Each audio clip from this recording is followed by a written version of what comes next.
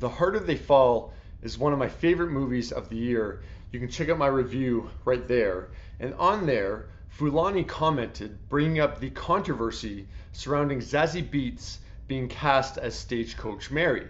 People accused the film of colorism, as the real Stagecoach Mary was much darker skinned than Zazie, not to mention she wasn't the same body type as Zazie either. Well, Zazie is aware of the controversy, and she tells the Times that she was actually aware of the issue when she was offered the role. So she says, "I remember thinking, am I not black enough? This is something that I think about a lot and consider when contemplating any role that I take.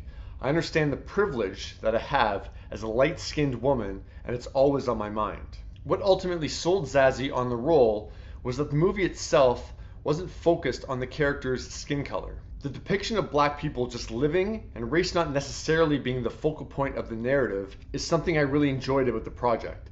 Blackness isn't defined by whiteness. This is an interesting discussion to have. I think one, yes, this is a case of colorism. They should have cast a darker skinned actress for the role. It's interesting that Zazie doesn't apologize for taking the role. She acknowledges that she thought about it when she's taking it, but she doesn't apologize. So you hope going forward that Zazie keeps that more front of mind when looking at roles, and the creative forces behind The Harder They Fall, when they do more projects, they take a closer look at who they're casting. The bigger conversation is, because The Harder They Fall, what's done is done. What do you do about that movie? Is the consequence that you boycott the movie? Do you boycott not watching The Harder They Fall, and that's the consequence of them not casting a darker skinned actress? I just wonder, what are the consequences of doing that? I had this discussion with In the Heights this summer. It's actually funny, The Harder They Fall and In the Heights are my two favorite movies of the year so far. And of course, there was discussion that there weren't darker skinned Latinos in the lead roles in The Heights. And I asked the question because I really don't know the answer. Corey Hawkins is a lead in that movie. I researched trying to find if he was African American or if he was Latino. I don't know the answer to that. And Leslie Grace is also a lead in that movie. I'm not sure, is the assumption that she wasn't dark enough? So I never got an answer to those questions. But of course, we saw what happened with In the Heights, that movie bombed.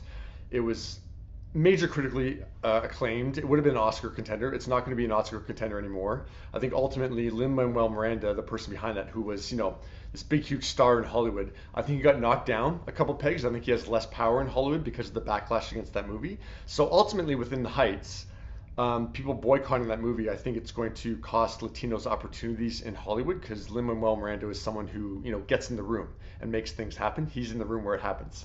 So that's the ultimate consequence of that backlash. I'm not saying it was wrong to backlash or to boycott that movie.